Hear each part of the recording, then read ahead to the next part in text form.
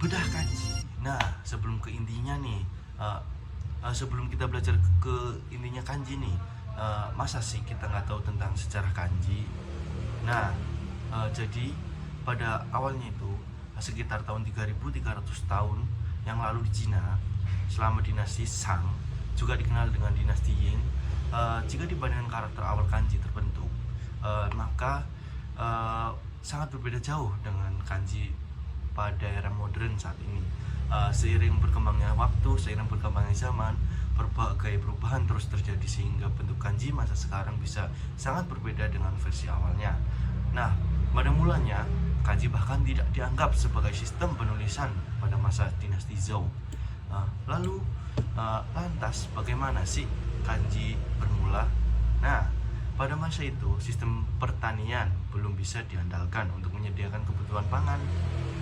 Orang-orang sangat bergantung pada hujan jika mereka ingin tetap bisa memanen tumbuhan untuk bahan makanan. Jadi pada masa itu orang-orang Cina kuno kemudian meminta bantuan kepada para dewa untuk memahami jawaban dewa.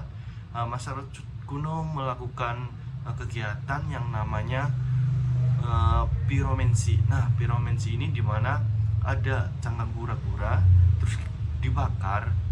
Nah, setelah dibakar itu akan terbentuk sebuah kayak tulisan gitu. Jadi retakan yang terbentuk akibat pembakaran akan dibaca dan ditafsirkan untuk memprediksi periode hujan. Nah, tulang dan cangkang yang menyimpan tulisan tersebut disebut tulang numbuat, atau dalam bahasa Jepang bisa disebut kokutsumoji. Nah, karakter aneh yang disalin ke tulang yang lebih baru adalah bentuk pertama dari kanji. Nah, gimana nih sekarang minasang sudah tahu ya awal mula terbentuknya sebuah kanji. Untuk selanjutnya, bagaimana sih kanji sampai ke Jepang? Nah, pada mulanya itu menyebar di Jepang dan digunakan menjelang akhir abad keempat dan abad kelima. Diperkirakan karakter tersebut diimpor oleh imigran Cina lalu semenanjung Korea. Karena mengadopsi karakter Cina, bahasa Jepang juga harus mengadopsi berbagai kata dan kosakata bahasa Cina yang disesuaikan agar sesuai dengan pengucapan Jepang. Namun fenomena ini terjadi sebaliknya nih, di mana orang-orang Cina mengadopsi kata-kata Jepang ke dalam kosakata mereka. Nah, kedua bahasa telah saling mempengaruhi selama berabad-abad, terutama karena kanji. Nah, itu sebabnya jika melihat kata-kata terbentuk di balik di negeri Cina dan Jepang akan terlihat berbagai kesamaan nih. Misalnya kata untuk telepon. Nah, dalam bahasa Jepang, telepon itu disebut denwa. Nah, sebaliknya dalam bahasa Cina disebut dianhua, di mana bahasa itu mengalami kemiripan. Nah, dalam kasus ini juga kata tersebut diimpor dari bahasa Jepang ke Cina. Nah, untuk contoh lain, dikarenakan Cina, Korea, dan Jepang itu berdekatan, ini juga mengalami pencampuran atau gabungan antara Korea dan Jepang, dimana contohnya pada bahasa Korea yang bahasa Koreanya telepon, yaitu diucapkan cheonhua, yang berdasarkan bahasa Jepangnya yang tadi saya sebutkan disebut denwa. Nah, gimana nih minasang?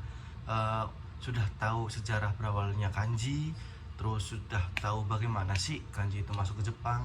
Nah, saat ini atau selanjutnya saatnya kita belajar tentang penulisan kanji. Yeay.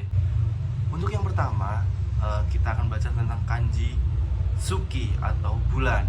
Nah, pada kanji bulan ini, pada mulanya orang Jepang mengira-ngira atau kanji ini seperti bentuk bulan, yang mana penulisannya ada di samping. Teng. Oke. Nah, untuk kanji yang kedua yaitu kanji orang atau hito. Nah, untuk mempermudah minasang mengingat nih, kanji orang itu seperti apa sih? Nah, minasang tinggal mengimajinasikan kanji orang itu seperti halnya orang saat merentangkan kaki, di mana di bawah itu dua kaki orang tersebut. Nah, untuk penulisannya seperti gambar di samping. Deng deng. Nah, gimana nih minasang? Belajar kanji itu menyenangkan bukan? Perlu diingat minasang, orang Jepang itu merepresentasikan kanji dengan sebuah benda. Jadi kayak tadi kanji gunung, nah direpresentasikan oleh orang Jepang seperti gambar gunung. Begitu juga kanji hito atau orang, mereka merepresentasikan kanji tersebut selayaknya kayak bentuk manusia. Nah, begitu juga kanji-kanji yang lain.